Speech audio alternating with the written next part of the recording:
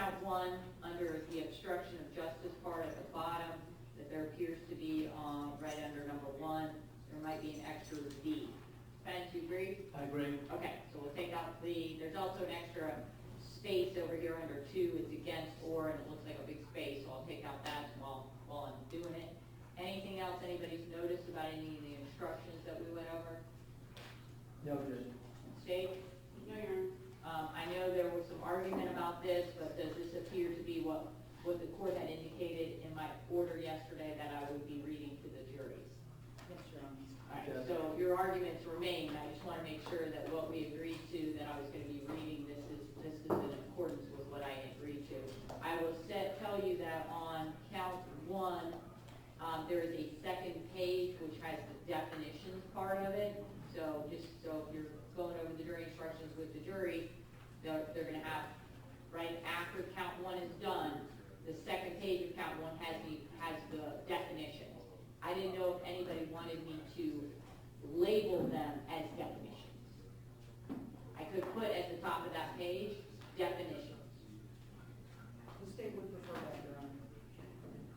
It doesn't matter how it's done. Okay, so I'll have, since I'm making these changes anyway, I'll have my judicial assistant label that second page for count one as definitions, just so the jury will know that those are definitions. Anything else on the jury instructions that we need to deal with, or can I have those changes made and then the copies made? Everybody good with that? Yes, Your Honor. Okay. Is there anything else we need to do before I bring the jury up? State? Judge, I just want to let the court know, we have renumbered some of the items of evidence. It's in pen and ink, so I don't know if the court can make a copy for the court just to be led on what the items are.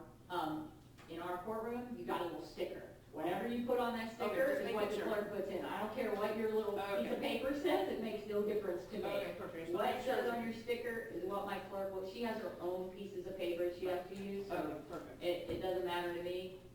When you get up, and for me, it's 1 to 1, 2 to 2, no 8 to 1, I hate that. It's just my pet peeve. It's my little pet peeve. I did a trial one time as a prosecutor where I had 19 Z's.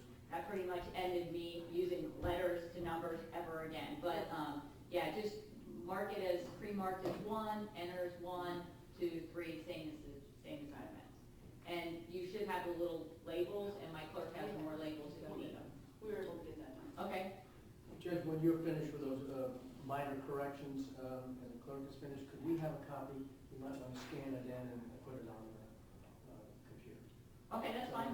As soon as she makes them, I'm going to have her make all of my copies for all of the jurors, my court reporter, all of you. So she's going to make the corrections, and then she's going to make copies for everybody. So we're probably going to have like 20 copies. So. That'll be before the end of the trial. Yeah, and probably about 10 minutes. Oh. Okay? I'm going to take a break, since I haven't taken a break, go downstairs, give that to her. She'll make the changes and make the copies, and then bring them up. Okay? Any motions in limine, anything we need to discuss before the jury's brought up? No. All right, it's 9:40. I'll be back on the bench at 9:50, have the jury up at 9:50, okay? All rise, court stand recess. 9:50. Be seated.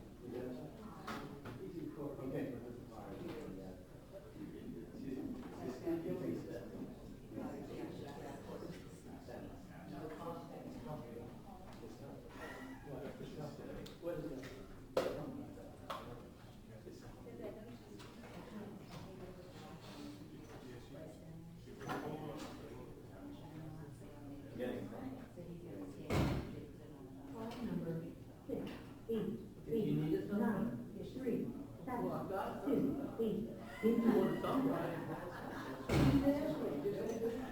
you didn't. No, I just want to regulate it. No, it's- I just want to regulate the volume.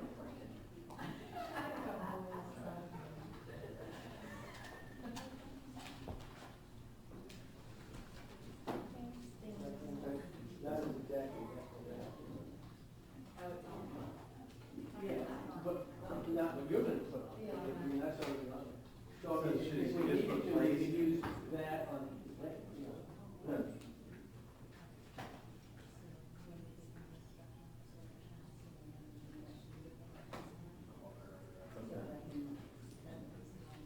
Yeah.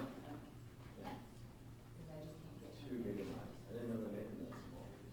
They only have 1 gigabyte. These two. This is where you get. Well, the 2 of them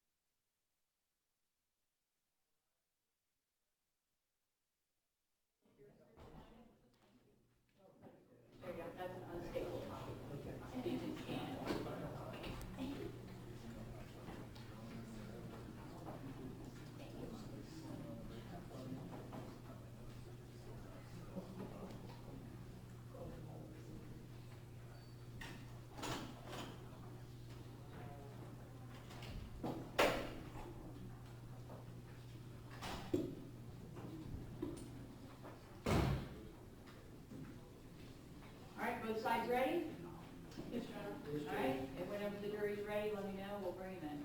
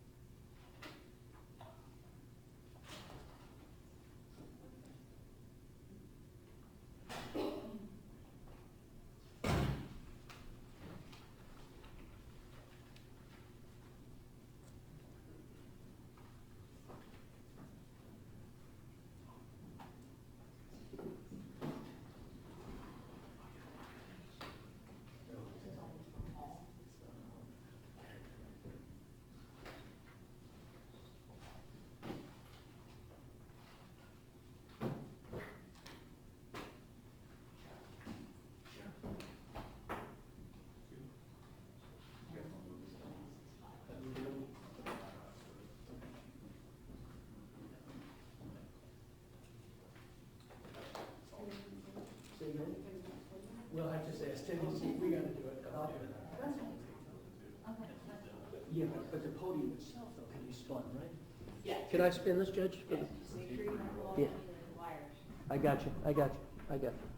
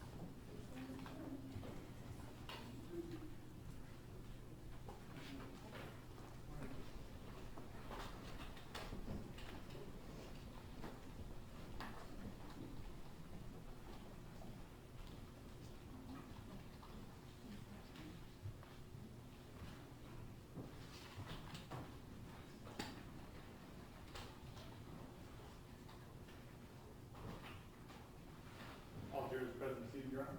Thank you. Good morning, ladies and gentlemen. How are you? Good morning. Did everybody follow my instructions? No tweeting, texting, blogging, talking about, or looking up any information? Yes? Yes. All right, if anybody has any electronic devices, I always feel like I belong on a plane when I say this, you can pull it out and just place it right in front of you. Make sure that it's on vibrate or off. Beyonce's great, we just don't like when she brings in the drawer over here, okay? So we're going to go ahead and put all the electronic devices in my little box. If you have anything else, let me know. At every break, we will give them back. If I forget, just remind me, all right?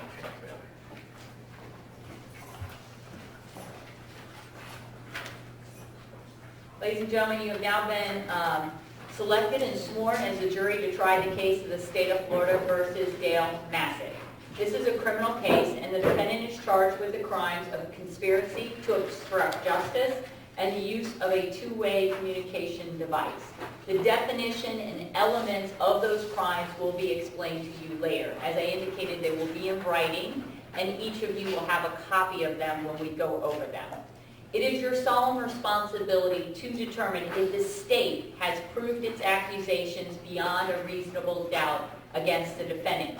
Your verdict must be based solely on the evidence or lack of evidence and the law that I give you at the end of the case. The information or that piece of paper that I read to you yesterday is not evidence, and it is not to be considered by you of any proof of guilt. It is my responsibility to decide which laws apply to the case and to explain those laws to you. It is your responsibility to decide the facts of what the facts of the case may be and to apply the laws that I give you to those facts. Thus, the province of the jury and the province of the court are well defined and they do not overlap. This is one of the fundamental principles of our system of justice. Before proceeding further, it will be helpful if you understand how the trial will be conducted. At the beginning of the trial, the attorneys will have an opportunity, if they wish, to make an opening statement. The opening statement gives the attorneys a chance to tell you what evidence they believe will be presented during the trial. I remind you, however, what the lawyers say is not the evidence and you are not to consider it as such.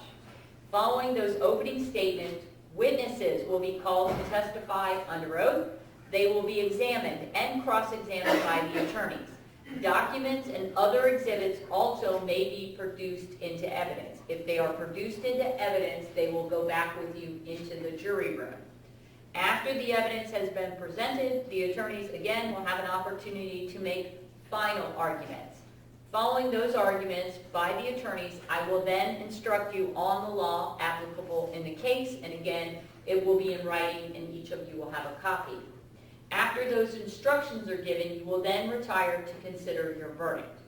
You should not form any fixed or definite opinions on the merits of the case until you have heard all of the evidence, the arguments of the lawyers, and the instructions on the law that I will give you. Until that time, you should not discuss the case among yourselves. I now instruct you not to communicate with anyone, including your fellow jurors, about the case. No communication includes no email, text message, tweeting, blogging, or any other forms of communication. You cannot do any research about the case or look up any information about the case. If you become aware of any violations of any of these rules at all, please notify my bailiff at once, who will let me know. During the course of the trial, we will take recesses and you will be permitted to separate and go about your personal affairs. During these recesses, you must not discuss the case with anyone, nor permit anyone to say anything to you in your presence or about the case. If anyone attempts to say anything to you or in your presence about this case, tell them that you are a juror trying the case and ask them to stop. If they persist, leave them at once and immediately report the matter to my bailiff, who will advise me.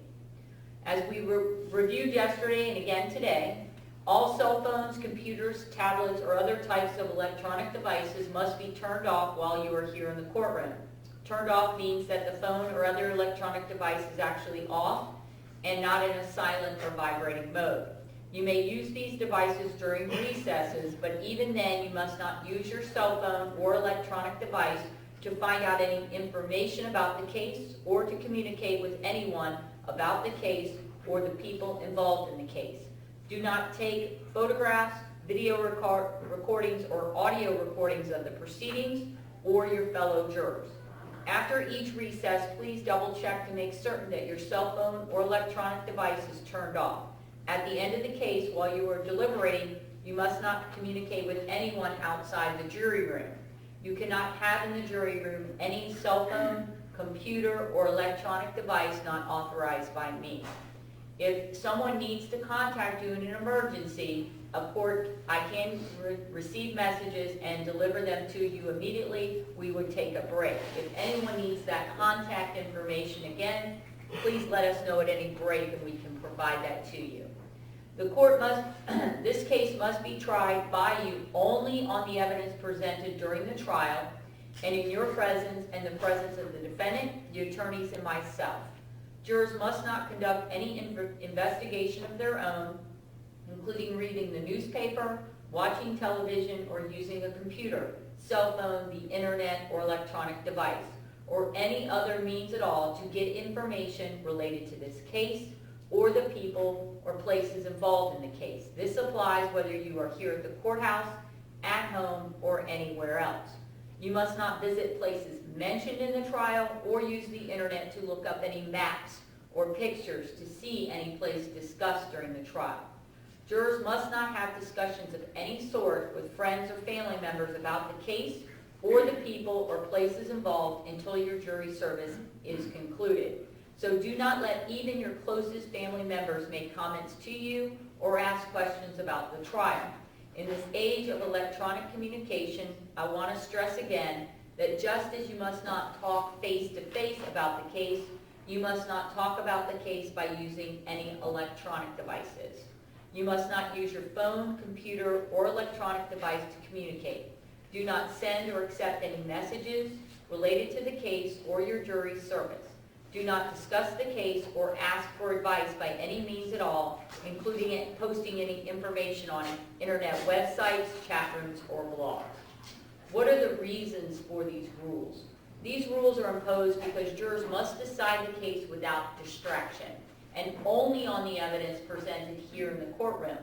If you investigate, research, or make inquiries of your own, I would have no way to make certain that the information that you obtain is proper for the case. The parties likewise would have no opportunity to dispute the accuracy of what you find.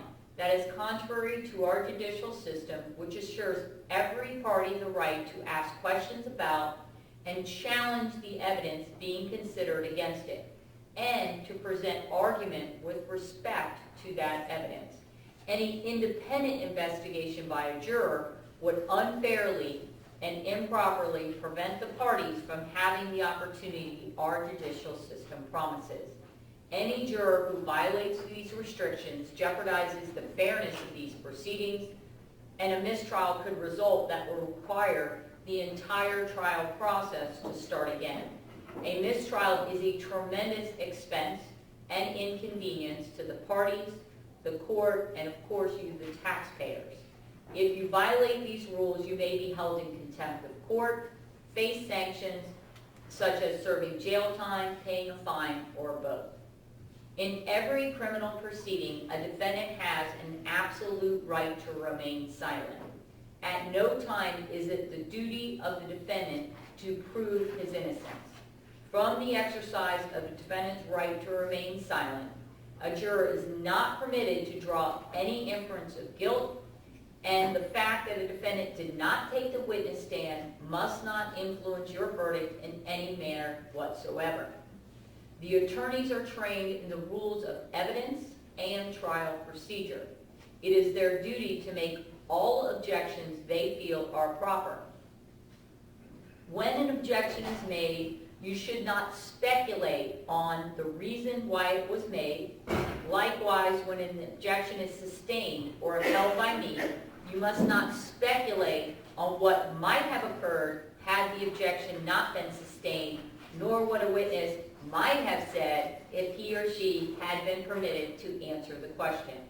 During the trial, it may be necessary to confer with the attorneys out of your hearing to discuss matters of law or other matters that require my consideration alone. It is impossible to predict when such a conference may be required or how long it will last. They will be conducted as to consume as little of your time as necessary for a fair and orderly trial in this matter. If you would like to take notes during the trial, you may do so. On the other hand, of course, you are not required to take notes if you do not want to. That is left up to you individually. I have provided you with notepads and pens, that's in the envelope right in front of you, if you wish to take notes. Any notes that you take will be for your personal use. However, you should not take them from the courtroom when you leave. During recesses, my bailiff will take possession of your notes and will return them to you when we reconvene. After you have completed the deliberations, my bailiff will deliver the notes to me. They will be immediately destroyed. I shred them downstairs immediately. No one will ever read your notes. If you take notes, do not get so involved in note-taking that you become distracted from the proceedings. Your notes should be used only as an aid to your memory. Whether or not you take notes, you should rely on your memory of the evidence and should not be unduly influenced by the notes of another juror. Notes are not entitled to any greater weight than each juror's memory of the evidence. Although you may not take the notes with you during breaks, you will have your notes with you when you deliberate. So they can go back there, they just can't go out the front door. All right? State, are you ready to proceed with the opening statement? Yes, Your Honor. You may proceed.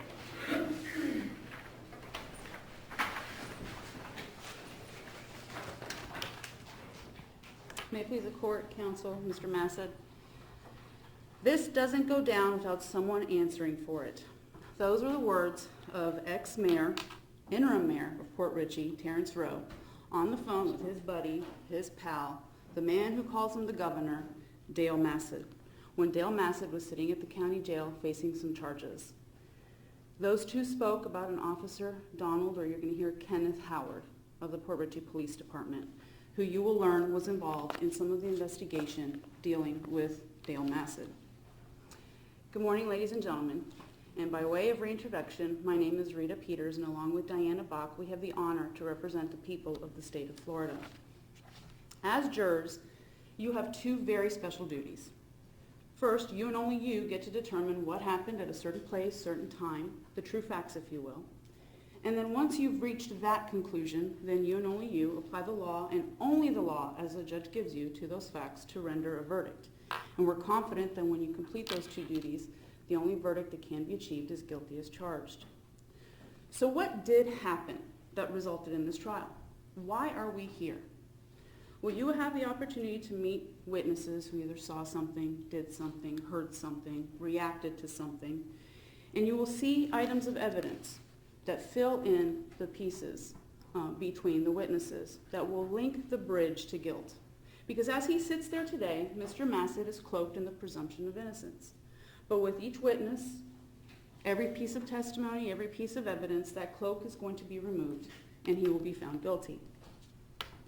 What you will learn, and you will have the opportunity to meet, is Special Agent Corey Davidson from the Florida Department of Law Enforcement. And he will introduce himself, tell you about his experience, his history, the other agencies he may have worked for, and he will tell you that in August of 2018, he was asked to begin an investigation against then-Mayor of Port Richey, Dale Massad. And that he undertook this investigation, and because of the type of investigation and his location and where it was located, he asked for assistance, and sometimes he needed the assistance of the City of Port Richey's Police Department. So along with the chief, Gerard DeCanio, or Jerry DeCanio, he then got some of that assistance. And one of those officers that helped him was Officer Kenny, or Donald Howard. He helped him in either interviewing witnesses, conducting surveillance, just the typical steps you take in an investigation. Because Corey couldn't do it all himself. He wasn't a one-man show. And then he will tell you that at the conclusion, or at least at some point in his investigation, he determined that it was time to arrest Dale Massad for some criminal activity. And you're going to hear a jail call from Dale Massad where he tells you, practicing medicine without a license. So the Florida Department of Law Enforcement took it upon their duties to try to get this arrest effectuated. And they also wanted to conduct a search warrant on his house. And you will hear what a search warrant is. It's basically permission granted by a judge to go into some place and search. And so with the search warrant at hand, and with the Pasco County Sheriff's Office, they went to the house of Dale Massad. And some other situations arose that provided Mr. Massad a more serious future. And he was taken to the jail. And you will learn that at the jail, all the calls are recorded. That's just a standard. And any good investigator is going to ask for all those communications. They want to hear what's being said.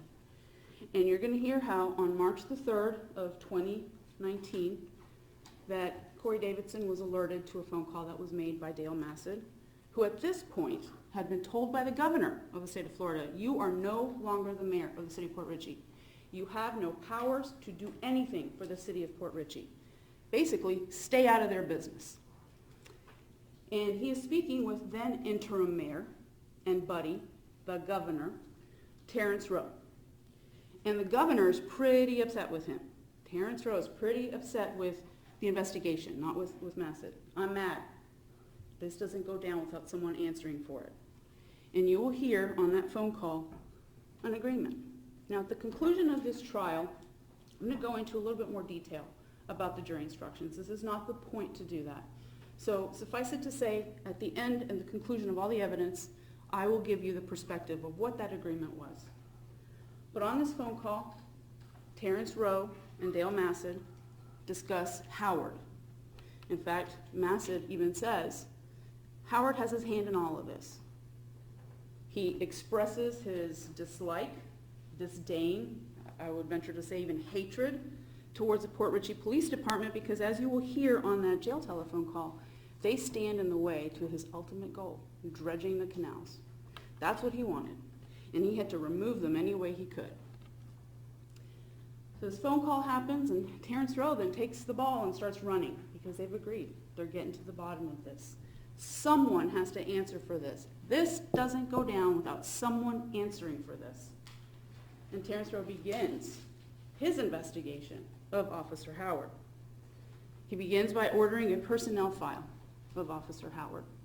But when that didn't provide what he needed, the smoking gun, if you will, he then asked for his disciplinary record. And you will hear a little bit about why there is an arbitration hearing. You're going to hear that that occurred. But that Officer Howard, not only was he reinstated to full duty, he was given back pay and all the apparent bumps that go with that because the city was in the wrong. You're also going to hear how both Massad and Rowe were fully aware of this when it happened almost a year before this phone call, more than a year before this phone call, even signed off on it. And in that time frame, they had no problem with Officer Howard. And it wasn't until cuffs went on that man, taking away his control and his power in the city, that he wanted to have someone answer for it. You're going to have the opportunity also to meet Vincent Lupo, who is the city manager for the city of Port Richey, currently is a city manager. But what's interesting about Mr. Lupo is he's also a very dear friend of then Mayor Massad. And he's going to tell you basically a little bit about the city, how it works, what the city council does as far as when someone wants to request a record. Because what you will hear from Vincent Lupo is there's actually a procedure in place that he put there so that he could help city council members. He could help the city to circumvent basically a public records request, the timing of all of that. And the procedure is, if you're doing something for the city and you need help, I'm your man. That's in essence what Mr. Lupo is going to tell you. And it's not uncommon for city council members, and Mr. Rowe, he will tell you, has done this before, to go up to him and say, hey, Vince, I'm looking into this. Can you please get me this report? But what struck his attention is that that's not what Terry Rowe did. What Terry Rowe did was he didn't want to bring this to the attention of the city manager because they were going to get someone to answer for this. And so he went through the email, city email. And he's like, Sal Akari, who is the city clerk, please give me the personnel file. Another email 3 days later. What's taking so long? Shake a leg. And then when the meat wasn't in that personnel file, when the dirt wasn't in there, when stuff that they wanted to embarrass Howard wasn't in there, I want his arbitration records. And when he still didn't get those, I want the hearings, I want the transcripts, I want it all. Taking it even further, showing someone had to answer for this. You will also meet Officer Kenny Howard. And you will learn that this is a small police department. We're not talking New York City. We're not talking Secret Service. We're not talking any of this. We're talking Port Richey Police Department, a city approximately 3 square miles, approximately 16 police officers. And you will hear how, before going there, he was a corrections officer. He was also in the Army. He has a plethora of experience before walking into the Port Richey Police Department. And he will tell you how his chief, his main supervisor, asked him in August, hey, can you help out the Florida Department of Law Enforcement on this investigation? He said, sure. And the reason he was picked is because he knows everybody. Everybody knows everybody in Port Richey. Officer Howard had contacts with everybody in there, especially those acquaintances of Dale Massett. And so what he did is he helped. Surveillance, interviews, covert operations, whatever he was asked to do, he did. And at the end, he actually even took part in the arrest by being security, basically putting his car there and making sure no one got in and out of the house that wasn't authorized to. And Officer Howard will tell you that after the arrest, he was also asked to continue helping. And the reason behind it is because Corey Davidson didn't have access to the jail calls at the Pasco County Sheriff's Office. So he went to Chief DeCanio and said, hey, can I get Kenny to help me with this too? Absolutely. And Officer Kenny Howard began to listen to all the communications. And it wasn't until March 3rd that he stumbled upon his name and his alert went up. And his name didn't come up, obviously, in a positive context, but it came up, someone's got to answer for this. Whatever you could do were those words from Massett. Whatever you could do. And what he's going to tell you is that after this phone call, and based on some of the statements in this phone call, he was concerned. He's like, they're going to start causing trouble for me. And that was only further cemented when he learned that his personnel file had been ordered. And it was made even more clear to him that they were coming after him when the city manager, the man who's one of his best buds, close to Mayor Massett, even warned Kenny Howard, hey, Bro's coming after you. And we are confident that when you hear the evidence, as it will be presented, and you will apply the law as the judge will read to you, that the verdict that you will return is guilty as charged. Thank you.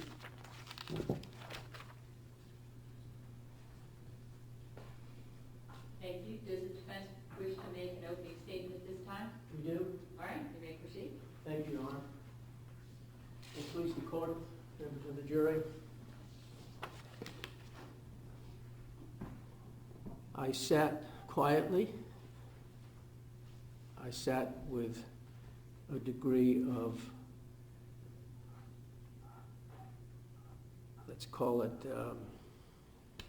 agreement, that we do not interrupt each other during the course of argument, not because I agree with what she had to say, but because those are the rules of court. There's going to be no evidence introduced during the course of this trial, no evidence whatsoever that there was a conspiracy to violate any law whatsoever.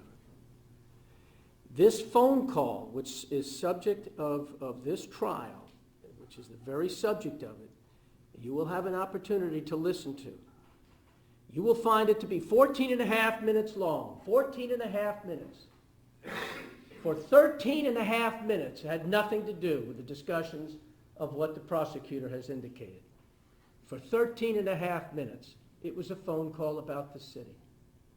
It was a phone call about someone who was once mayor talking to the current mayor about business, about the city, about the citizens of the city, and what can those two men do to make sure that the people of Port Richey are given the best possible representation.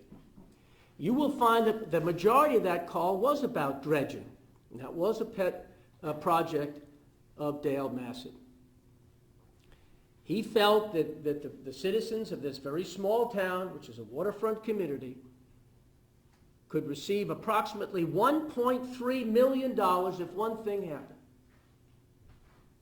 And that one thing was that if the Port Richey Police Department was subsumed by the Sheriff's Department, and sometimes these small towns, that's what they're doing. They're doing to save money. The Sheriff's Office comes in. They have to protect them anyway. You're going to hear that. It's something that taxpayers pay for anyway. And you're going to hear comments about how it would cost about $750,000 for the sheriff to be paid so that they could take over the duties of the Port Richey Police Department. I'll tell you the relevance in a minute. And you're going to hear the statement that if that is done, it will save the taxpayers $1.3 million. Some people didn't like that. Some people that worked in law enforcement, that worked for the Port Richey Police Department, of which Officer Howard is a member, didn't like that. He's going to be without a job. Comes in with some baggage that's going to come out on cross-examination. May not be picked up by the sheriff. So for those 13 and a half minutes, they talked not about a conspiracy, not about Howard. He came up. And this tape is the trial. And this is what you're going to hear. And I'll say Roe and I'll say Massive. And this is just the 1 minute that you're going to hear having anything to do with this trial. Roe, you have witnessed a political assassination, a bloodless coup. Massive, they wanted me out. And be careful, Terry, you didn't do anything anyway. Roe, I am doing some research to determine who, what, and when. Massive, keep on. I heard you are taking control of things. And be careful. They will throw you under the, and there's the expletive I talked about, MF, bus. Massive, I do not believe in Jerry DeCanio. He's the sheriff, the police chief of Port Richey. I believe Howard was hired illegally, fired legally, and rehired illegally. They're going to make a big thing of this. But that's what Mayor Massad thought. You see, Howard made an application to become a police officer. And what you're going to hear is the obligations of becoming a police officer. There has to be certain things that have to be present. One of which is you've never been arrested for a crime as an adult. And you're going to find out that that was the case and a conviction on Howard. He was hired anyway. So that was Dale Massad's thought, is he was hired illegally. And then he said he was fired legally. Okay? In other words, when Lupo fired him, and it was Lupo that fired him, only the city manager. By the way, they talk about harassment. This man had no ability to fire Howard. He couldn't fire him. It's not in the charter. You're going to learn that during the course of the trial. Only Lupo could have done that. And Lupo did that. So it went to an arbitration hearing. I want my job back. I want my job back. And it went to a hearing, and what you're going to find out, and we're not going to spend a lot of time on that, is that Lupo did not go through the proper procedures. He relied on hearsay, and he got blasted by the arbitrator. And they said, give him his job back, and they gave him his job back, and they gave him his money back. And I digressed. I believe Howard was hired illegally, fired legally, and rehired legally. Massive. I don't know why, but he's in on everything. Roe, I'm on it. Massive. So anything you can do is good. Roe, this don't go down without somebody, been joking about the old movie Godfather. Somebody's got to answer. I want to know this doesn't go down without somebody answering for it. They felt it was an illegal investigation against this man, an illegal arrest against this man, and they wanted to investigate somebody. They wanted to look into him. They wanted to find out what's going on. What happened in administrative hearing? And you know the only thing that happened in this case after this phone call, and the last thing said, by the way, was Roe. Like I said, I'm on top of it. I'm not very happy. That's it. That's the conspiracy to obstruct justice. That's it. Because what happened was Roe then asked for the personnel file. And maybe some of you know this, maybe some of you don't, but when you're in public office, your personnel file is available to everybody, even every citizen. If you wanted to come on in and take a look at somebody's police department personnel file, you just have to make an appointment. And what we're going to give to you is a stipulation by the government that they signed saying this is a public record. It's public record. And yet they're saying it's harassment to ask for a public record. Same thing about the arbitration hearing. Let's read some of this stuff. Let me see the order. Let me see the testimony. What were people saying about Howard that caused Lupo to fire him? Can I look at it? Can I read it? Rowe asked to see it. He made application to see it. The government is going, I'm going to show you a document where the government said he had every right to do that. Anybody in this city had a right to do it. So their complaint about, you listen to this tape, you're going to see the majority of it has nothing to do with anything other than a couple of words that they pulled out about this doesn't go down without somebody. That's his right to say that. That's the frustration of it. But you're going to find out there in the course of this trial and by the end of the trial that there was not one thing that this man did to obstruct justice. And not one thing that Terry Rowe did to obstruct justice. And they certainly didn't agree with each other to do anything unlawfully. And that's what the law is going to require you to determine. The intent of Dale Glenn Massad was that the offense of obstruction of justice would be committed. His intent by this tape was that it be committed and that he agreed with Terry Rowe to violate that law. That's conspiracy. And conspiracy to do what? To obstruct justice. Well, let me tell you what we all have a feeling about what we know the definition of that is. And it's that the two of them falsely under color of law. Big words. Let me bring them on down. Falsely under color of law. They did these things. They asked for these records. They asked for the transcripts. Color of law means an act done under the appearance of legal authorization. You're doing something under the appearance, like somebody that acted like a police officer that he wasn't. That's color of law. And they said falsely. He had no legal justification. I suggest to you that not only did he have the legal right to do everything they did in this case, but what you're going to find out is my government signed a document that you're going to look at that said that they did. So that leaves us with, why are we here? There's got to be something more to it. I mean, it's the old head scratching. We're going to be done here this afternoon. And by the way, ladies and gentlemen, we are here on this trial and this trial only. You heard other things that she had talked about, things that happened at this house. You are jurors on this case. And what you're going to determine at the end of this case is whether or not there was a conspiracy to violate the law, a conspiracy to obstruct justice. And you're going to say no. But I want to go one thing further when I get up here at the end of the trial. I want to tell you why you're here. It has nothing to do with conspiracy. It has nothing to do with violating the law in this case. It has everything to do with politics, and I'm going to prove it. Everything to do with politics. They get this man out of office. Police department stays. Money stays. The projects he wants gets failed. And we bring in somebody else. It's the oldest reason in the world. Sit back, listen to the evidence in this case. They're going to be playing the tape. You're going to hear about a letter. You're going to hear Mr. Bassett start out by saying, "Did you get my letter, Terry?" And he goes, "No." And he goes, "Interesting. I wonder why you didn't get my letter. Who grabbed my letter? Why didn't you get my letter?" Well, you're going to see the letter.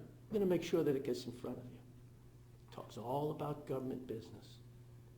Not one, in that 2-page handwritten letter, not one word has anything to do with these charges.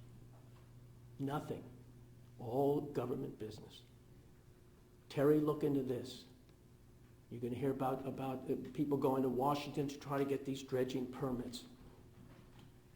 So anyway, you're going to listen to the evidence. You're going to listen to the tape. You're going to read the letter. And then we'll have an opportunity to talk once again at the end of the trial. I am as confident It's Ms. Peters who said you were going to convict him of this charge, that you will not. That you will find that there's more than a reasonable doubt, and there's been no evidence to suggest the violation of any laws whatsoever. Thank you.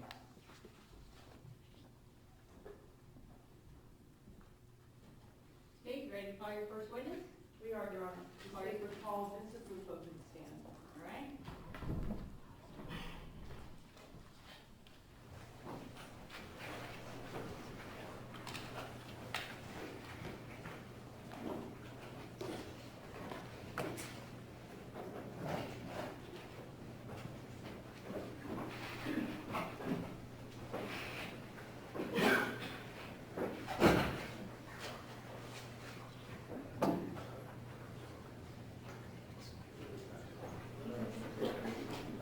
Your Honor, has the rule been invoked? Not that I know of. Could you invoke, please? Okay, rules are invoked. I assume everybody's told their witnesses about that already. Nobody's in the courtroom, are they?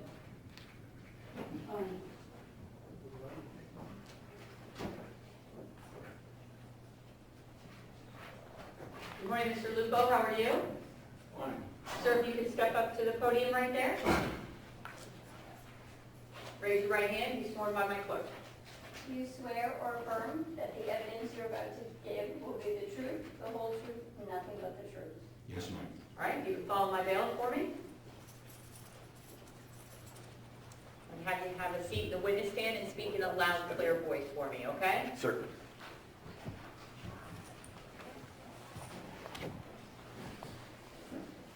Okay, you may proceed. Thank you, Your Honor. Good morning, Mr. Lupo. Good morning. Would you please state your full name for the record and spell your last name for us? My name is Vincent, middle initial R, last name Lupo, L-U-P-O. Mr. Lupo, are you currently employed? Yes, I am. And where are you employed? I am the city manager for the city of Port Richey. And how long have you been the city manager of Port Richey? I've been the city manager of Port Richey on 2 separate occasions. This last time was in August, approximately August of 16 until today. So you are currently Yes, I city am. manager? Okay. As city manager for the city of Port Richey, explain what your duties are, please. Essentially, I run the day-to-day government and operations of the city of Port Richey. I oversee all of its departments: fire department, police department, public works, utilities, finance, human resources. I implement the legislative decrees of the city council, and I follow their orders. So you work closely with the city council? It is absolutely imperative that I work closely with the city council, both as a city council and as individual council members. And how many members sit on the city council? There are 5. And in that group of 5, is one of the council member the mayor? Yes. So when you deal with either the mayor or, and I also assume there is a vice mayor? Yes, there is. There's a mayor, a vice mayor, and 3 additional council people. They all have equal value. Okay, so no one council member has more pull than the other? No, ma'am. Okay. And the vice mayor, why is there a vice mayor position? It actually is there according with our charter, and will fill in the absence of the mayor. It is a position that comes by appointment from the other council individuals. Okay, so that's determined by the council itself? Correct. Okay. Are there times that the city council members or the mayor, as a city council member, would request certain documents or other materials from the clerk's office? They certainly can. They generally do not. Why is that? We're a small community, and I have a one-on-one relationship with the council people, and generally they'll come to me about an issue. They'll want facts, a report, and I'll put that together to them and provide them with whatever information that they require. So generally they'll come to me, and I'll prepare and gather all of that for them. Okay. And when you do that, that's for the purpose of city business, correct? Absolutely. Okay. Now, do you have a procedure in your office that you've set up to basically streamline that process for the council members, the provision of these requested documents? Yes, I deal directly with the clerk or with any department or whoever whatever information is required. And I make sure that we put that together, because sometimes information is not just a piece of paper. It requires some research, a report, or whatever. I put that together as quickly as possible and provide it to them, because in actuality, they may be requesting the information or need the information because some of the constituents have asked them. Are you familiar with Statute 119 of the Florida statutes dealing with requests for public records? Vaguely, yes, ma'am. Okay. And would some of the materials requested by council members fall within a 119 request at times? Just about every document in City Hall is a public document, and of course it would fall within those guidelines as public information. Now, if the request was for something like, let's say, a personnel file, Yes, ma'am. would there be a requirement to review that file, make redactions before copying it for delivery to a council member? Absolutely. There are many times when there are requests, and if it requires personnel information, things must be redacted, removed from the public, and that Social Security numbers, date of birth, medical issues that must be removed. And of course, with the police department, there are additional burdens of redaction. There are addresses and phone numbers on those kinds of things. So certainly, those files would be redacted. So would you say, is it fair to say that those redactions, especially in a police officer's file, would be for the purposes of protection for that officer? Absolutely. Is there a charge for providing under a standard citizen's request? Because a normal citizen can request those documents, correct? Oh, yes. There's a paper charge, approximately 15 cents or so. But it's a little bit more involved than that, because depending upon what the specific request is, there may be research time involved in getting all of that information together. If there's personnel information, then there must be redactions. There would be charges that have to do with the amount of time involved for the research. If it's electronic, there really is very little. But basically, there's a fee schedule set up for that. And a normal citizen requesting those documents would be charged that in advance of being provided the documents? Obviously, because some of the research might take quite a bit of time if it requires research. So if we would go through all of this, copy all of the papers, put all of this stuff together, and then all of a sudden the person just changes his mind, the city would be out that time, effort, that material. So you generally ask for that, for those charges up front. Are you familiar with Florida's Government in the Sunshine Law? Yes, ma'am. And just generally, can you explain what that is, what the government has to do under the Sunshine Law?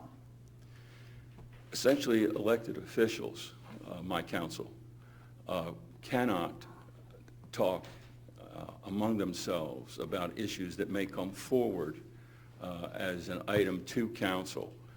They cannot have meetings outside of public view. Any group in that nature would have to have a public notice so that the public can be aware of what's happening and be present. Essentially, it's very much as information provided to a juror. They almost hear it simultaneously, so that there is a consensus built after that. So that's part and parcel of the Sunshine laws. So would it be appropriate for one council member to be speaking to another council member about city business without the whole council being aware of those conversations? Generally, no, because it would involve the potential for one or two or three council people speaking privately on an issue. It would be, in fact, out of the Sunshine. And so therefore a violation of the Sunshine Law? Yes, ma'am. Mr. Lupo, do you know the defendant in this case, Dale Glenn Massett? I absolutely do. And could you please point Mr. Massett out? So stipulated. Thank you, Your Honor. Do you see Mr. Massett in the courtroom today? I absolutely do. Thank you.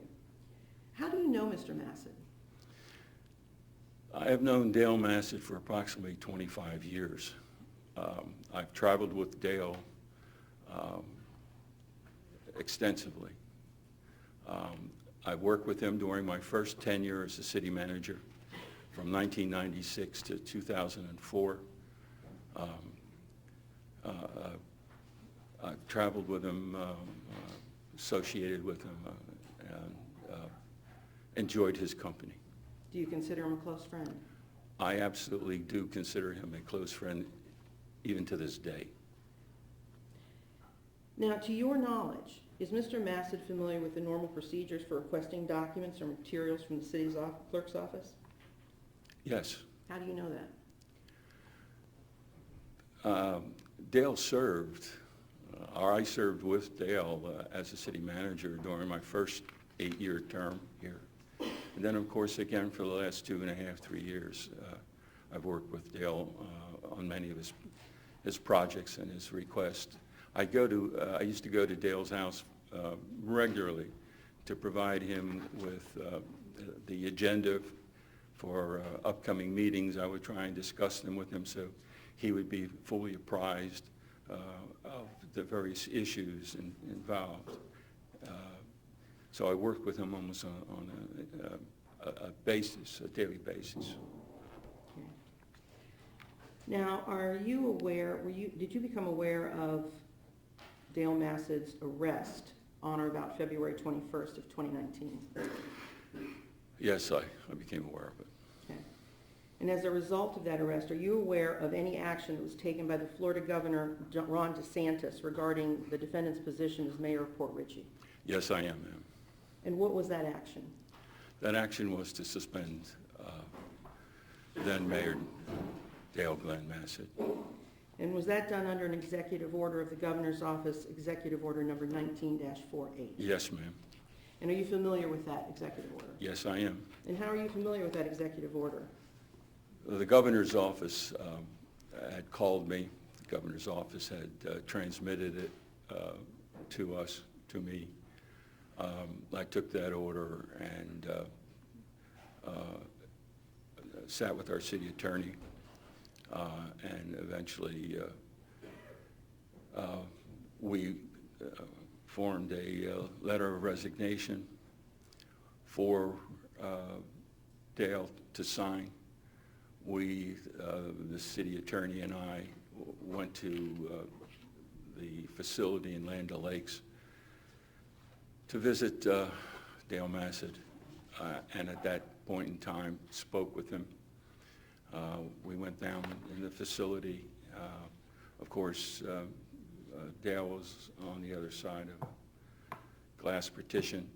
Mr. Matthew and I spoke with him, informed him of the decision of the governor, and spoke with him about resigning his office. We presented him with a letter of resignation, excuse me, that one of the officers gave him with a pen. We talked to Dale about it, and he said, absolutely, I'll resign, I'll sign it, and he did sign it, and the document, and with that, I advised him, as did Mr. Matthew, advised him, get well, get healthy, read books, watch TV. It's over for you with the city, Dale. Just forget about it. Get well, get healthy. Listen to your attorney. And let me clarify something. You said Mr. Matthew. Can you Matthew. tell us who that is? I'm sorry. James Matthews, the city attorney. Okay, and he was with you at the Pasco County Jail when you met with Mayor Massett? Yes, he was. And at the time that you met with Mayor Massett at the jail, had the governor's order already been executed? Yes, ma'am. And that was on February 21st? Yes, ma'am. What day did you meet with Mr. Massett at the jail? The following day, the 22nd of February. Mr. Lupo, may I approach the witness? You may. Mr. Lupo, I'm going to show you what purports to be, it is State's Exhibit 2. Can you tell me what that document is?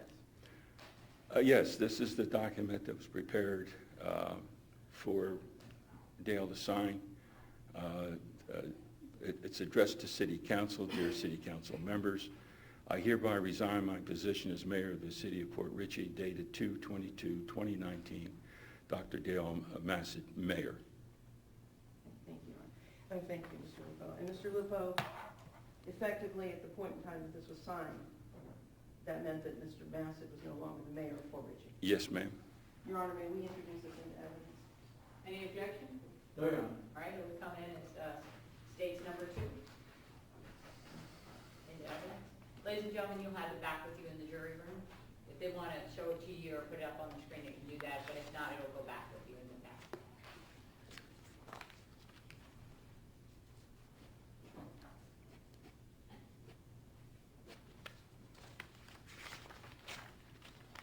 Now, at the point in time that Mr. Massett was no longer mayor of the City of Port Richey, who became the mayor? Terrence Rowe. And how did Terrence Rowe become the mayor? Upon the inability of the mayor to serve as mayor for whatever cause, the vice mayor would then move forward to take his place at all functions and as the acting mayor. So is it fair to say that Mr. Rowe, at the time of Dale Massett's resignation, was the vice mayor? Yes, ma'am. And now, to your knowledge, was Mr. Rowe familiar with the normal procedures of your office when requesting city records from the clerk's office? Yes, he was. And how do you know that? I've worked with the vice mayor on different projects in my office, out at public meetings. So he's very familiar with our practices and procedures.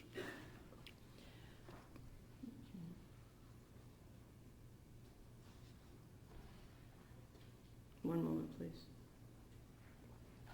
Okay. We have talked about the clerk. Who is the clerk of Port Richey? Sal Licari is the clerk of the City of Port Richey. And how long has he been the clerk, approximately? Approximately 9 months, I believe. Okay, so he was actually the clerk as of January 1st of 2019, Yes, ma'am. and still remains clerk today? Yes, ma'am. After Terrence Rowe was made mayor, I guess took the position of mayor, did you become aware of an email that was sent to Sal Licari by Terrence Rowe on March 3rd, 2019? Yes, ma'am. I was alerted by Mr. Licari. Okay. Your Honor, again, may I approach? You may. Mr. Lupo, I'd ask you to review this and see what documents are there. What I've handed to you is marked as State's Exhibit 1.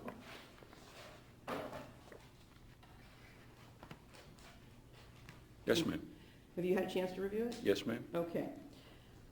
In looking at the documents in front of you, what do those purport to be? These are email documents between Sal Licari and Vice Mayor Rowe. And what is the time range on those emails?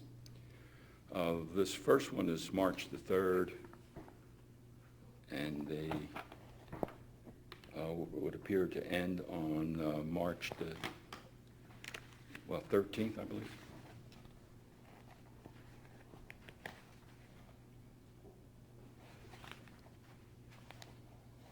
Eleven, 12, 13. Yes, ma'am.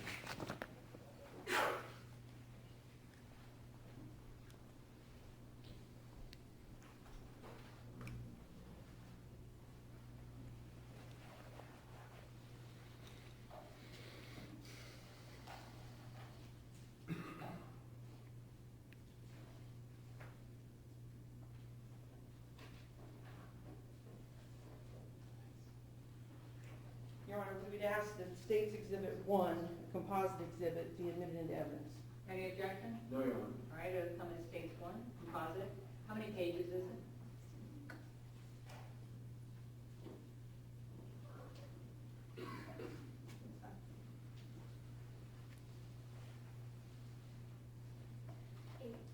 Thank you. How many, Judge? 8 pages. Thank you.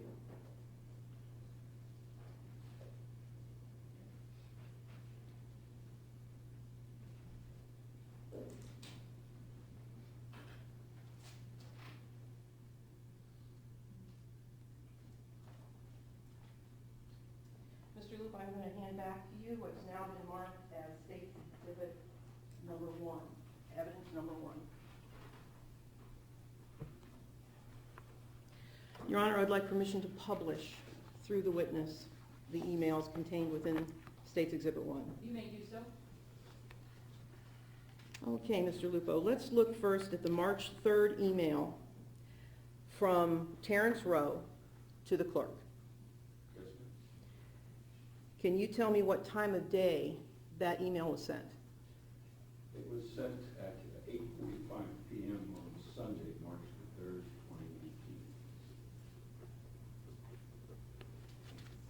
2018. And that was sent from Mr. Rowe to Mr. Licari, correct? Yes, ma'am. Could you please read that email? Subject from Terrence Rose, sent Sunday, March 3rd, 2019, 8:45 p.m. to Sal Licari, subject personnel file.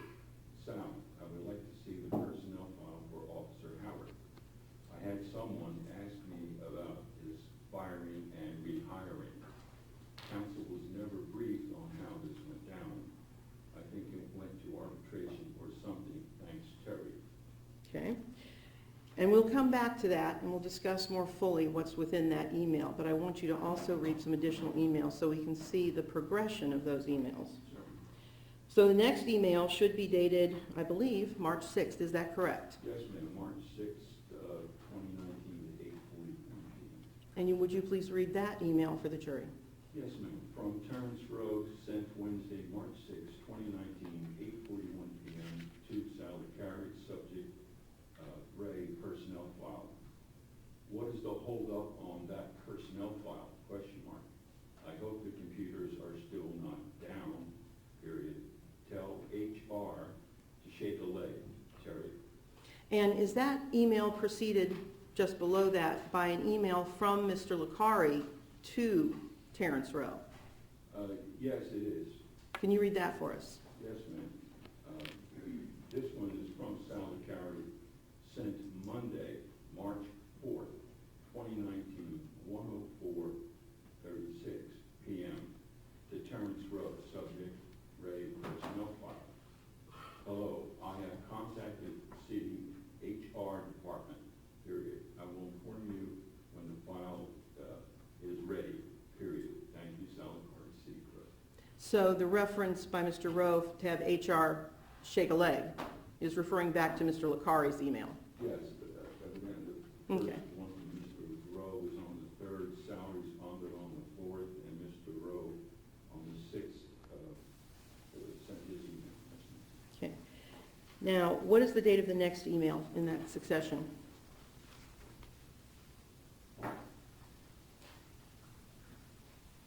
Terrence Rowe, Sunday, March 3rd, 2019, 8:45 p.m. Now, that's the same one. So let's go to the next one. I believe it might be around March 11th.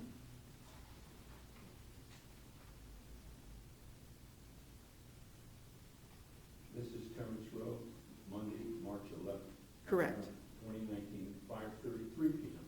And can you read that for the jury? Yes, it is from Mr. Terrence Rowe. It is from Terrence Rowe, sent Monday, March 11th, 2019, 5:33 p.m. to Sal Licari, subject follow-up information on Officer Howard. Sal, I am requesting any and all documents that concern Officer Howard's arbitration hearing. I also would like to have a copy of any video or recordings or minutes taken of this hearing as well, period. If the city does not have these tapes, where can I get a copy, period? Thanks, Terry. Okay, now let me ask you a question. In between March 6th, the email we first read, and March 11th, the email you just read, to your knowledge, were the materials first requested delivered to Mr. Rowe? The personnel file of Officer Howard. There was a document, series of documents put together, and it's distributed to Mr. Rowe, delivered along with the agenda packets for city council meeting, and I believe they were delivered by our police department in Richmond. I believe in this case it was Officer Field. And do you know the date of that? Off the top of my head, would have to be the Thursday before the council meeting that month. So it was after March 6th, but before March 11th? Yes, ma'am. Okay. And you know for a fact that those materials were delivered? Yes, Officer Field. Would you like me to spell that for the record? Okay, so now we know that the documents were received, but now on March 11th, he's requesting additional documents. And now he's asking for the arbitration records. Yes, ma'am. Why were the arbitration records not part of his personnel file? Howard's personnel file. I believe at that time we were trying to make a determination, or it was a determination whether or not they're absolute public record. Were the arbitration records housed with the personnel file in the clerk's office? There was the arbitrator's decision, I believe is how it's said, yes, ma'am. Were materials regarding the arbitration maintained by any other city office? No. So the city attorney's office would not have had the copies of that? I can't answer for that. I don't Okay. believe so. Okay, just checking. All right, so we know that they're separate. Now, are they separate? They obviously weren't made part of the record that was provided on March 7th, correct? Yes, ma'am. Okay. So when the next request comes in, now we're looking for the arbitration records. Yes, ma'am. Personally, do you know about the arbitration that was conducted in Officer Howard's case? I absolutely do. Okay, so let's start there. How are you aware of the arbitration process that occurred in Port Richey regarding Officer Kenneth Howard? Sometime in April, I became aware of some problems arising in my police department with respect to the administration of Chief DeCanio and Captain Barcelo. And it developed to a point where I conducted an investigation into what was occurring because of those rumors coming to me. And I made a determination based on my questioning from several officers. Two officers were involved in distributing information that I believe was harmful to my ability to operate and administer city government. And was one of those officers Kenneth Howard? Yes, one of those officers was Kenny Howard. Now, as city manager, you have the authority to hire or fire. Yes, I do, ma'am. Okay. And so you took it upon yourself to conduct an investigation. Was the city council in any way involved with that investigation? Absolutely not. Was the police department in any way involved with that No, investigation? I purposefully did it myself, unfortunately, because I believe that because Chief DeCanio and Captain Barcelo were part and parcel of these rumors, that it would be improper for them to conduct an investigation since it would involve accusations about them. And once Officer Howard was terminated, did he exercise his legal rights for an arbitration proceeding? I guess he did, ma'am, through his PDA contract. And were you involved in that arbitration process itself? Yes, I was, ma'am.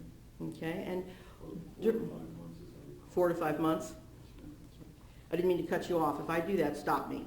I tend to just keep going, so stop me if you need to. So as part of that arbitration process, there were hearings held, there was evidence taken, and you were a part of all of that. Yes, ma'am. Federal arbiter, I believe it's a federal arbiter from Pennsylvania, Judge Jacobs, who sat and did several hearings where we witnesses were called, and he conducted our hearing. And at the end of that process, that lengthy process, Yes, ma'am. did Judge Jacobs make a ruling? Yes, ma'am. He most certainly did. And what was his ruling? His ruling was that Officer Howard was to be fully instated with all back pay, to be given any increases that would have been due him during that time, and that no adverse actions were taken against Officer Howard, that he would retain jurisdiction over this case to ensure that Officer Howard is properly treated. And did he make any directions as to whether or not the arbitration record itself would be contained within his personnel file? I do not recall. Okay.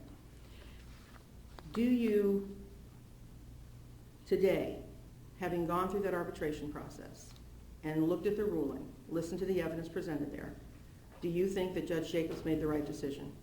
Objection, Rollins. Overruled. You may answer. Absolutely 100% correct. So at this, Painfully so. painfully so. Well, I don't mean to cause you pain, Thank you. but why do you feel that way today? My background is in government all my life, frankly. I'm not an investigator. I should never have undertaken an investigation. I didn't use the proper terminology. I used the term sworn statements when in fact I was taking statements from sworn officers. There was no recordings of those conversations, of those meetings. So it was bumbled from start to finish. And more importantly, because one of the officers who I brought forward resigned without moving forward, at that point in time, credence to what I had been led to believe about Officer Howard.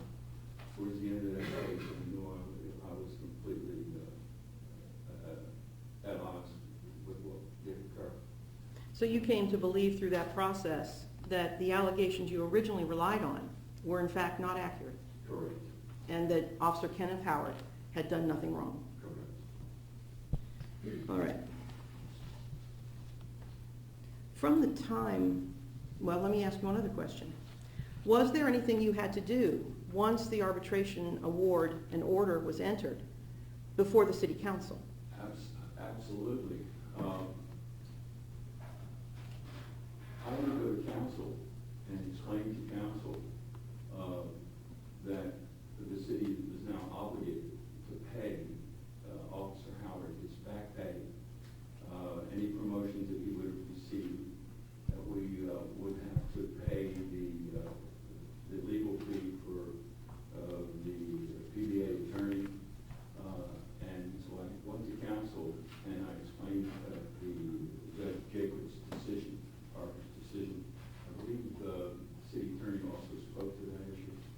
But I went to council, spoke to council, and requested that the council could concur with Judge Jacobs' decision so that I could reimburse Officer Howard and the PBA attorney in accordance with Judge Jacobs' decision. Now, you said PBA attorney. Can you define that? Police Benevolent Association. And is that the union entity that represents the law enforcement officers in those proceedings? That's the contract. Okay. So you actually had to appear before the city council. Oh, I'm sorry. I'm ready. Oh, I'm sorry. You guys are getting reaching in here and talking over each other. Oh, I And my apologize. court reporter can't type both of these. so. I said I keep going, so I'm sorry. So now you're talking over me. I apologize. Okay, so the last one, the answer was, that is the contract. Right, stop there. That is the contract? Yes, ma'am. Okay. And that was the end of the answer, right? Okay. So, when you went before the city council, Yes, ma'am. who sat on that city council? The entire council was there. It was, of course, Mayor Massett, Vice Mayor Rowe, and the other three members. So both Mr. Massett and Mr. Rowe were in attendance at the council meeting at which you presented that arbitration order and award and asked the city to adopt it. Yes, ma'am. In fact, it was Councilman Rowe who moved the motion. So he moved the motion forward and the council voted on it Yes, it passed unanimously, which means all of the council members voted for that to be adopted. Yes, ma'am. Okay. From the time that was done, from the time that the city adopted the arbitration order until March 3rd of 2019, a period of somewhat over a year, had there been any questions posed to you or to your knowledge regarding that arbitration process or the adoption of that award by the city? No, ma'am. Okay.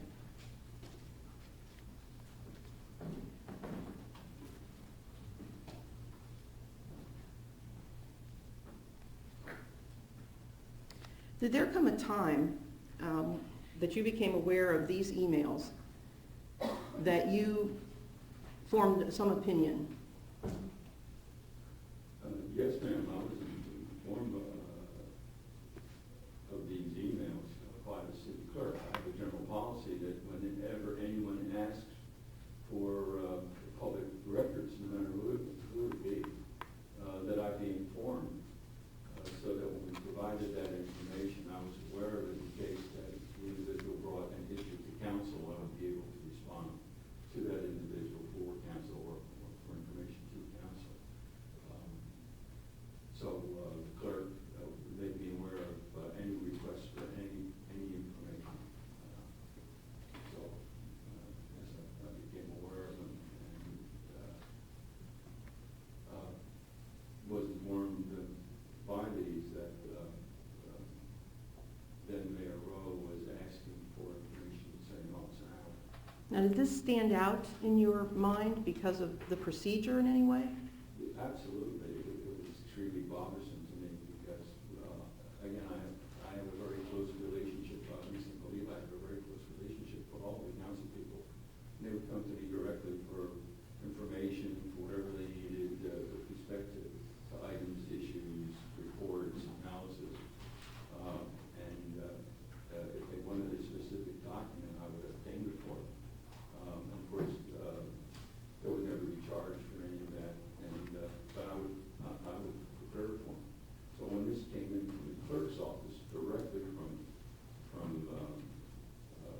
Mayor Rowe to the clerk, the bypassed me, left me on the plate, and I was surprised and by it and concerned about it. Okay. And when you would perform these duties for the council members, including the mayor at request, that was for city business, correct? Yes, ma'am. And that's why the procedures were put in place, I'm assuming. Yes, ma'am. Okay. So, in this particular instance, Mayor Rowe, using his mayoral email, sent an email to Sal Licari asking for Officer Howard's personnel file. Yes, ma'am. Okay. Then you were aware also of the additional emails trying to expedite getting the information. Yes. And then once the file was actually provided to Mayor Rowe, his additional emails, which we've discussed, trying to accelerate the process and getting additional documentation. Yes, ma'am. Okay. And with all that in mind, you met with Officer Howard at some point. Yes, I ran into Officer Howard at the courthouse. And at that time, did you communicate anything to him? Yes, I told Officer Howard that be concerned because Terry Rose and I. And why did you think that? Because it was so it was so out of the way. It was so odd, and the requests were so strident and demanding, and it bypassed me completely. So it meant to me that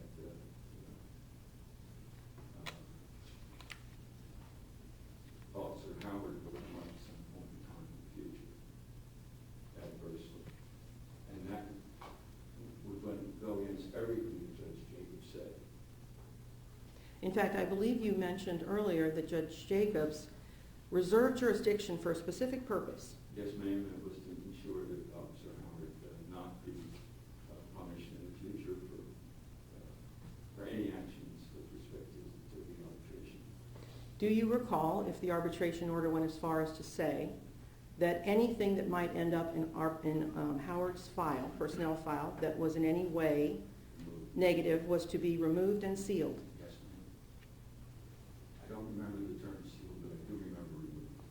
And to your knowledge, was anything ever sealed regarding that? Okay, just wanted to check and make sure.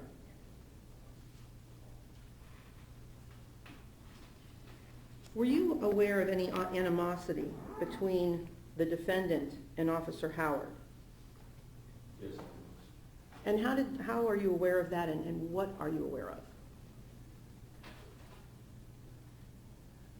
I went to Dale's house frequently to deliver papers, to discuss various issues that the mayor had with respect to whatever was happening in the city. And several occasions, Dale, as Dale's wont to do, was upset with some of the activities of the police department and some of the personnel in the police department and Officer Howard. Okay. And having that in mind, was that part of what you were thinking about when you talked to Officer Howard regarding the requests you'd seen come in for his records? Not really. I did not make the correlation at all. Okay, so at that time you didn't have a connection between the two? No. Okay. It's just that Dale expressed such animosity towards some of the individuals on the people. Okay. And Officer Howard being one of them? Yes, ma'am. Okay. When you told Officer Howard about the request, without telling me what he said, how did he react? What did you observe in his reaction? I think at first he was shocked.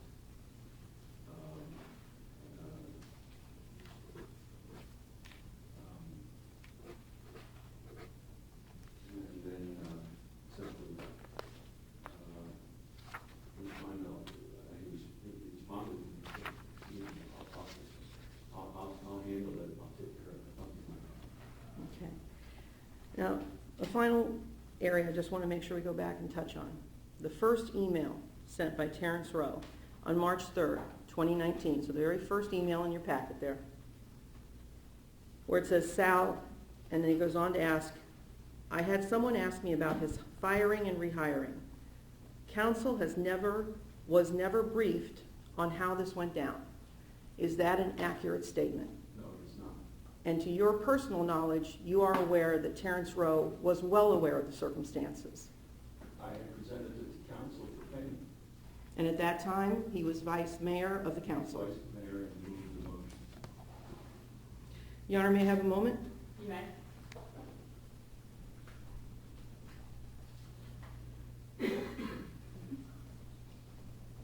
Your Honor, at this time, I would tender the witness to the defense and, of course, reserve for any redirect I need to do.